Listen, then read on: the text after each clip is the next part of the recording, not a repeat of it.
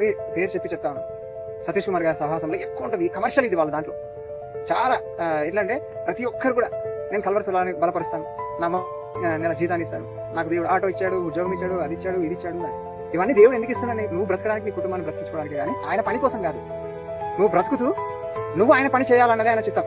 Final గా అపోస్తలుడైన పౌలు ఏమంటాడంటే, దేవునికి అనుకూలమైనటువంటి సేవ పరిచర్య ఏదైతే చేయాలనుకున్నారో అది దానికోసం నీ దేహాన్ని, నీ అవయవాలను అప్పగించేసేయండి. మునుపు మీరు ఏం చేశారంటే మీ అవయవాలని పాపానికి దాసులుగా ఉంచుతూ వచ్చారు.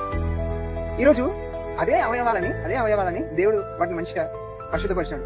ఇప్పుడు వాటిని సజీవ యాగంగా ఆయన చిత్తాన్ని జరిగించడానికి, ఆయన సేవ పరిచయం జరిగించడానికి, ఆయన పనిని జరిగించడానికి మీ అవయవాలను అప్పగించమన్నాడు. మీ అవయవాలని, మీ డబ్బులని, బంగారాన్ని, ఉద్యోగాలని, అధికారాన్ని, పరిపతిని కాదు, మీ అవయవాలను అప్పగించండి అని చెప్పాడు. అంటే నువ్వే, అంటే నీ జీవితాన్ని, నీ శరీరాన్ని, నీ అవయవాలనే దేవునికి అప్పగించమన్నాడు. అంతేగాని ఈ రోజు ఏం చేస్తున్నారు తెలుసా?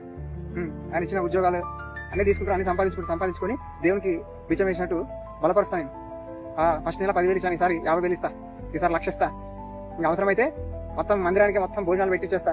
చాలా గొప్ప అనుకుంటున్నారు ఇది, ఈ రోజుల్లో చాలా గొప్ప అనుకుంటున్నారు. ఆయనకు కావాల్సింది నువ్వే.